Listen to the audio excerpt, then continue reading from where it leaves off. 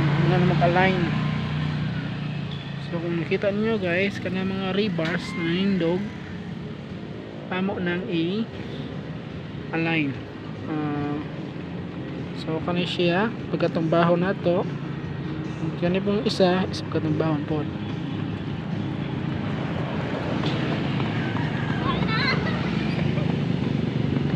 So kung makita nyo guys, edida ito sa batment A, di sa may pier mga batment o di sa may pier, first pier.